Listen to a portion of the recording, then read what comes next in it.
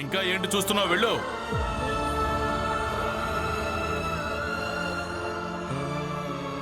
భీమ్, నువ్వు వచ్చి మన ఇంటికి తిరిగి వచ్చేయి. రమా, సామాన్ తీసుకొని ఇద్దరు ఇంటికి వచ్చేయండి.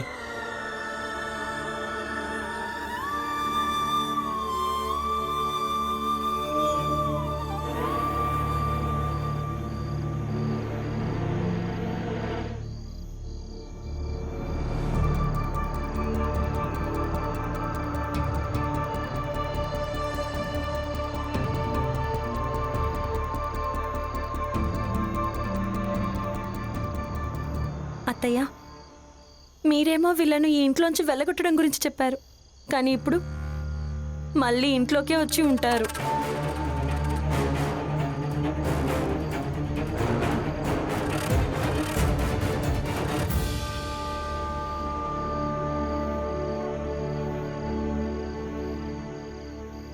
నిజం చెప్పనా, నాకు చాలా సంతోషంగా ఉంది. మళ్ళీ మనం మన ఇంటికే వెళ్తున్నాం. కనీసం మావయ్యని జాగ్రత్తగానైనా చూసుకోగలం. అవును రమా, మన ఇంటిని వదిలేసి ఉండటం నాకు మాత్రం ఎక్కడ మంచిగా అనిపిస్తోందని.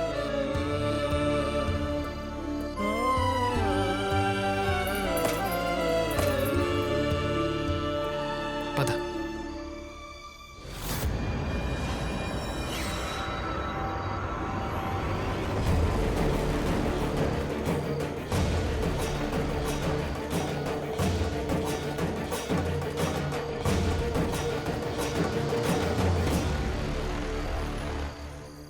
ఒకవేళ మీరిద్దరు ఇంటికొస్తే ఈరోజు రాత్రికే నేను ఇల్లు వదిలేసి వెళ్ళిపోతాను.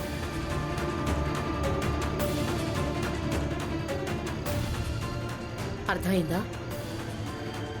కానీ అత్తయ్య, ఈయన ఉద్యోగం చేస్తున్నారుగా, ఇప్పుడు మేము ఇంటికి. ఇప్పుడు ఇంకేమీ లేదు. ఇదే చెప్పడానికి వచ్చాను, చెప్పేశాను.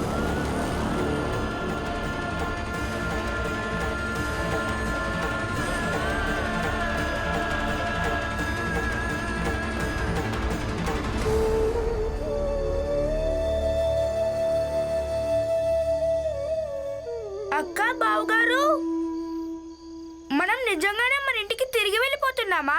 అవును, కనిపించడం లేదా? అక్క ఇంకా బావగారు సామాన్ కూడా సర్దుకున్నారు.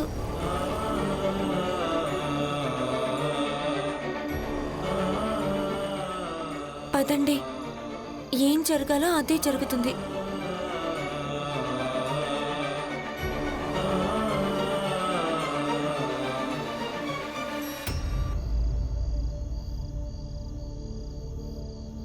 ఆనంద్కు ఉద్యోగం దొరికింది.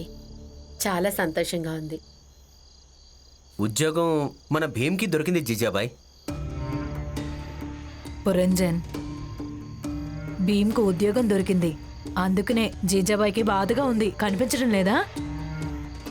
తనకు ఉద్యోగం దొరకని దొరక్కపోని అది నాకెందుకు? ఇక తనెప్పుడైతే ఇల్లు వదిలేసి వెళ్ళిపోయాడో అప్పటి నుంచి తన సంతోషంతో గాని బాధతో గాని నాకు ఎలాంటి సంబంధం లేదు. కానీ ఇప్పుడు వాళ్ళిద్దరు పక్కింటి వాళ్ళే కదా? కాదు, వాళ్ళు ఇప్పుడు తిరిగి వస్తున్నారు. రమా,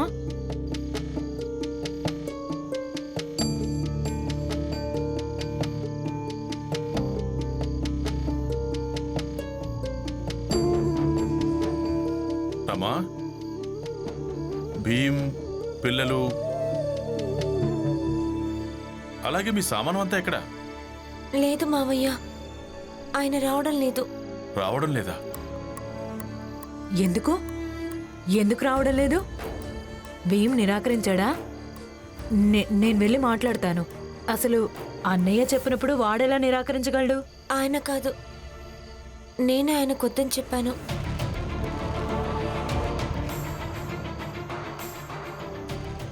నువ్వా? ఎందుకు? నువ్వెందుకు వద్దని చెప్పా? నేను ఒక భార్య అయినందుకు భర్త క్షేమం గురించి ఆలోచించాలి కదా. ఇక నాకేమనిపించిందంటే, ఎప్పుడైతే ఒకసారి ఇంట్లోంచి వెళ్ళిపోయిన తర్వాత మళ్ళీ తిరిగి వచ్చి ఏం చేస్తాం? అందుకే ఎప్పుడైనా ఈ ఇంటి నుంచి దూరంగానే ఉంటారు. రమా నువ్వు బుద్ధిమంతురాలు కదా, నువ్విలా ఎలా మాట్లాడగలవు? ఆనంద్ బావా, నాకు సరైంది అనిపించింది, అందుకే చేశాను. మీరు నన్ను క్షమించండి.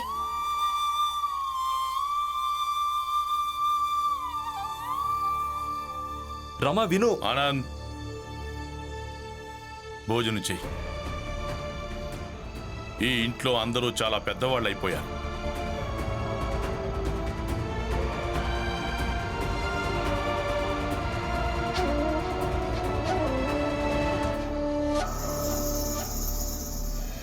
నువ్విలా చెయ్యడం ఏమాత్రం సరైంది కాదు రమా. నేను చెప్పింది నువ్వు వినవు కదా. తప్పు చేసింది తను కదా, అవునా? కానీ ఇప్పుడు అందరి ముందు నీది తప్పైపోయింది. కనీసం ఒకసారి నాతో మాట్లాడాల్సింది, మాట్లాడలేదు. ఇప్పుడు అక్కడ అందరూ నువ్వే నన్ను ఇంటికి వెళ్లకుండా ఆపేవా అనుకుంటారు కదా. ఏవైనా అనుకునివ్వండి, మన బుద్ధైతే మంచిదేగా. మంచి బుద్ధుంటే ఏంటి ప్రయోజనం? దోషమంతా నువ్వు నీ మీద వేసుకున్నావు కదా. నువ్వు చేసిందేమాత్రం సరైంది కాదు. భీమ్, దీన్ని దోషం వేసుకోవడం కాదు, త్యాగమని కూడా అంటారు. కానీ అమ్మా, ఈమె జీజేబాయిని ఇంట్లో నుంచి వెళ్లకుండా ఆపేసి తన అత్తారింటిని చెదరకుండా కాపాడింది. అలాగే తన భర్త కూడా సహకరించింది. అందుకే ఈమెని అలా అనొద్దు. ఎంత తప్పు చేసిందో, ఎంత ఒప్పు చేసిందో, తను చేసిన త్యాగాన్ని నువ్వు గౌరవించు భీమ్. నాకసలు ఏమీ అర్థం కావటం లేదమ్మా. చాలా చాలా ఆందోళనగా అనిపిస్తోంది. ఇక ముందు నేనేం చేయటం మంచిదో కూడా నాకు తెలియటమే లేదు.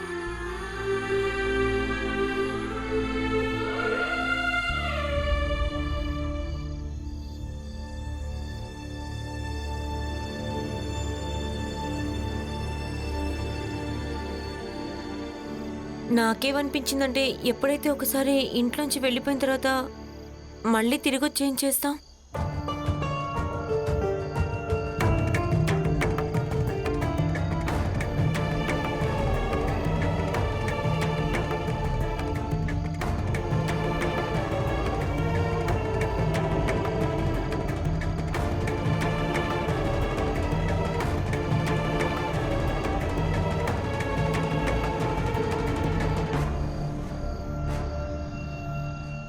జీజాబాయ్,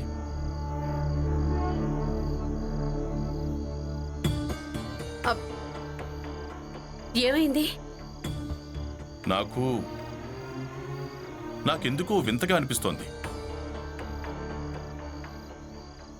ఊపిరి ఆడినట్టుగా అనిపిస్తోంది. మీరు బానే ఉన్నారా? కాసేపు అలా బయట తిరిగొద్దాం, చల్లగాలిలో. ఎవరికి తెలుసు, మంచిగా అనిపిస్తుందేమో. సరే, పదండి.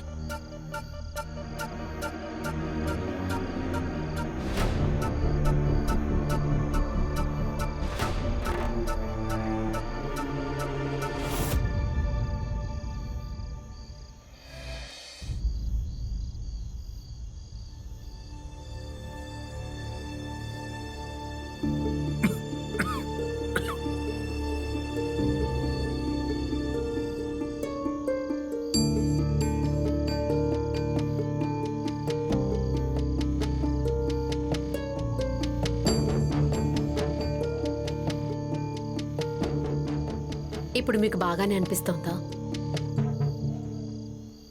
బానే కాదు, మంచిగా అనిపిస్తుంది. నువ్వు ఇంట్లోంచి వెళ్ళిపోయావు, నరకమే తగ్గిపోయింది. అంటే మీరేం చెప్పాలనుకుంటున్నారు? నువ్వేమనుకుంటున్నావు? నాకు అర్థం కావడం లేదనా?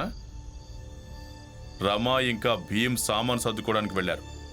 ఇక రమా హఠాత్తుగా ఇలా అనడం మొదలుపెట్టింది, తనకి ఇంట్లో ఉండడం ఇష్టం లేదని. ఇదే మాట భీమ్ చెప్పుంటే వేరేలా ఉండేది.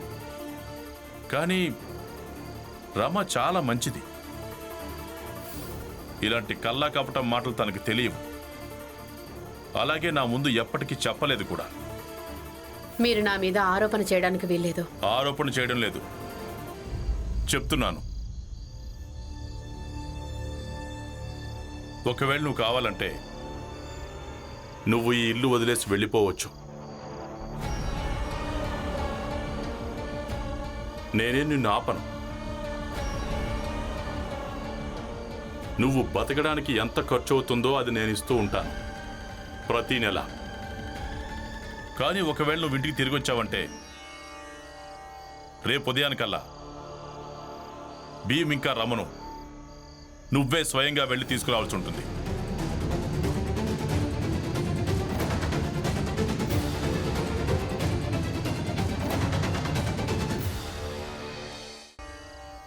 చూడండి గీడండి ఏం లేదు. ఇప్పుడు చాలా ఎక్కువైంది. ఇప్పటికే చాలా విన్నాను, సహించాను. నీ దగ్గర 2 మార్గాలున్నాయి, కేవలం 2. ఆలోచించు, నిర్ణయం తీసుకో. అలాగే నా దగ్గర అంత సమయం కూడా లేదు నేను నీ ఏడుపులు గీడుపులు వినటానికి. నేను రేపు పొద్దున పనిలో కూడా వెళ్ళాలి. ఆలోచించుకో.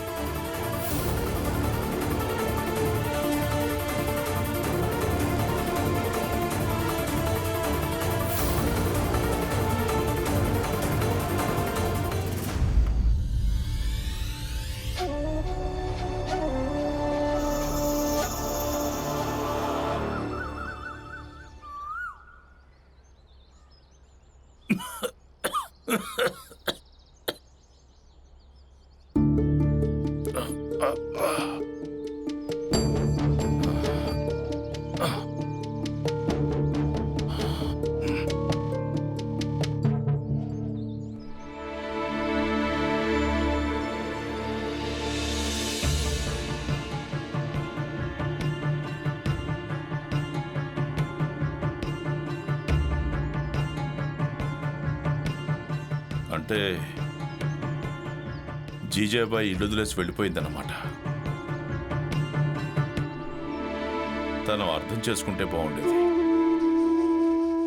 అందరితో కలిసి ఉంటూ అందరినీ ఏకతాటిపై ఉంచుతూ బతకడంలో ఎంత సంతోషం ఉంటుందో.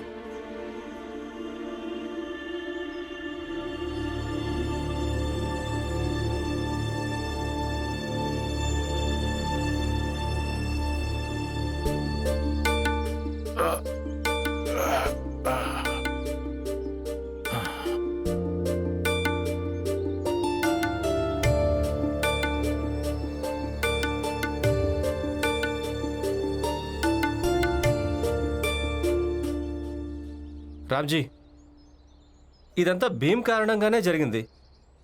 తన నేరస్తుడు అతనే. కాదు, ఇందులో తన తప్పేమీ లేదు. తన తప్పే ఉంది.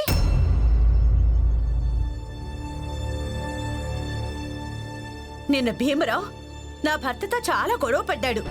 తనను అనరాని మాటలన్నీ అన్నాడు. ఆయన అవమానాన్ని తట్టుకోలేకపోయాడు. చాలా బాధపడ్డాడు. రాత్రంతా మెలకుగానే ఉన్నాడు. పొద్దున్నే లేచి చెప్పా పెట్టకుండా ఎక్కడికో వెళ్ళిపోయాడు.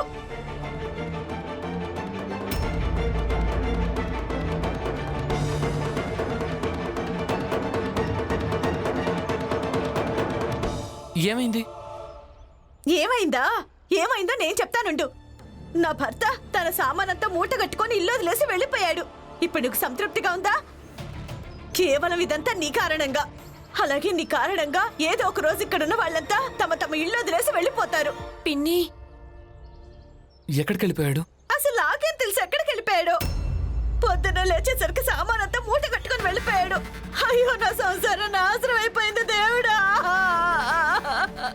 నా జోకు నన్ను వదిలేసి వెళ్ళిపోయాడు. ఇక నేను ఎలా బతకాలి? ఇక నేనేం చేయాలి?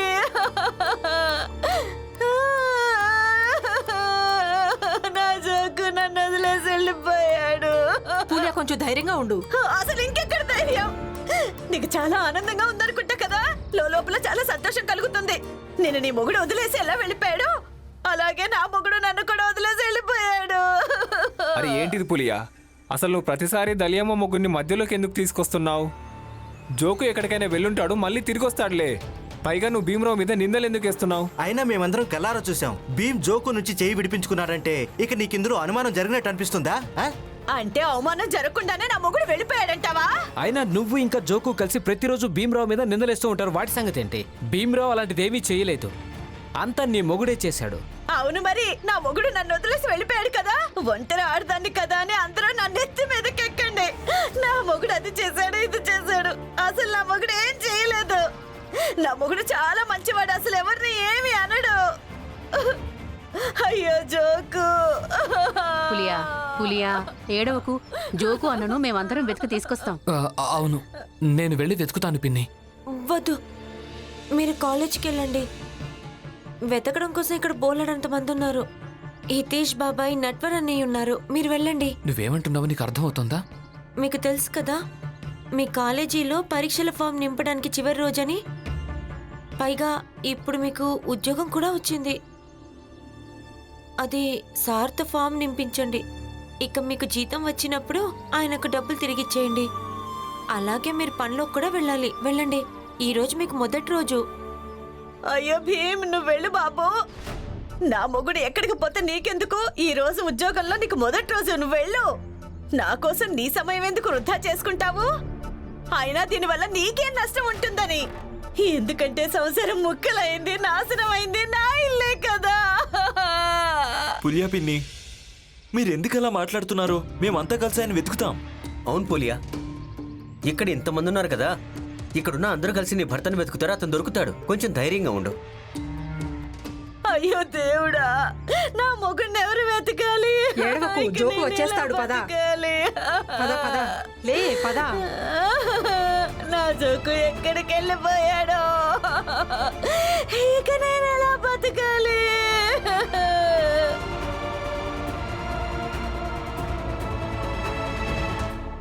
మీరు వెళ్ళండి.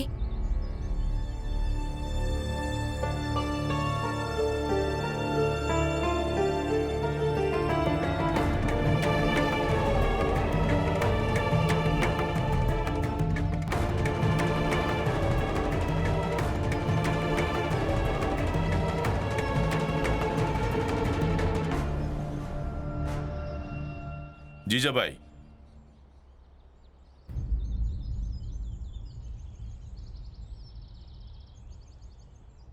నాకేమనిపించిందంటే నువ్వే ఈ ఇల్లు వెళ్ళిపోయావని.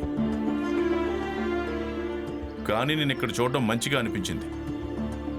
తెలివైన దానివి, వెళ్ళలేదు.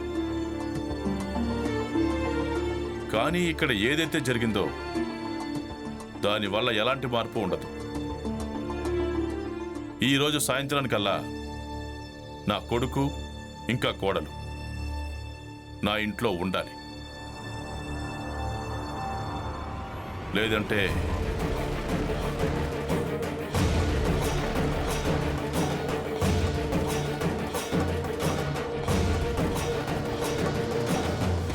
బారిస్టర్ గారు, మీరు ఆ భీమరావును పనిలో పెట్టుకున్నారని విన్నాను. అయితే ఒక చిన్న జాతి వాణ్ణి పనిలో పెట్టుకుంటే దానివల్ల ఏమేం చెడు జరుగుతుందో అది మీరు కల్లో కూడా ఊహించలేరు. ఏమేం చెడు జరుగుతుందో అదైతే నాకు తెలియదు. నువ్వెలాగూ వచ్చావు కదా, అది కూడా నువ్వే చెప్పు. నేను వచ్చింది అందుకే. అన్నింటికంటే ముందు మీరు ఈ పూజ చేస్తుంటారు కదా, అది భ్రష్టు పట్టిపోతుంది. మీ సంపద అంతమైపోతుంది. అలాగే సమాజంలో ఏ పరువుందో అది నాశనం అయిపోతుంది. ఇంత పెద్ద బ్యారిస్టర్ నుంచి దిగజారి రోడ్డు మీద ముష్టివాడి స్థాయికి పడిపోతుంది. అంటే చాలా చెడు జరిగిపోతుంది. ఒక పని చేస్తాను, ఇవన్నీ జరిగినప్పుడు అప్పుడు నేను భీమ్ను పనిలోంచి తీసేస్తాను. ఎలా అయితే తనను పెట్టుకోవడం వల్ల ఇవన్నీ జరుగుతాయో అలాగే తనను తీసేయడం వల్ల ఇవన్నీ వాటికవే చక్కబడతాయి. ఏమంటావు? ఇక నువ్వు వెళ్ళొచ్చు. నవ్వులాట కాదు బ్యారిస్టర్. దురుసుతనం నాకు చాలా బాగా తెలుసు. నువ్వు ఎవరితో మాట్లాడుతున్నావో నీకు తెలియడం లేదు. ఇక చాలు, నోరు మూసుకో. బొంబాయిలోని పేరున్న లాయర్లలో ఎవరికి స్థానం ఉందో తను ఎదుటి వాళ్ళు ఎవరిని ఆలోచించి ఆ తర్వాత మాట్లాడాడు. అందుకే మరోసారి అకారణంగా ఒకవేళ ఇక్కడికి వస్తే మెడబట్టి బయటికి గడ్డించేస్తాను. బ్యారిస్టర్, ఇది ఈ వకాలతోహాన్ని మీరు ఇంకెవరికైనా చూపించండి. నేనెవరో తెలుసు కదా, రేషం సేట్ అన్న కొడుకు నరోత్తమ్ జోషిని నేను. నాతో గాని పెట్టుకున్నావనుకో నిన్ను సర్వనాశం చేసేస్తాను. చూడు, లాయర్తో అయితే అస్సలు పెట్టుకోకూడదు. అందుకనే నాకు దూరంగా ఉంటేనే నీకు మంచిది.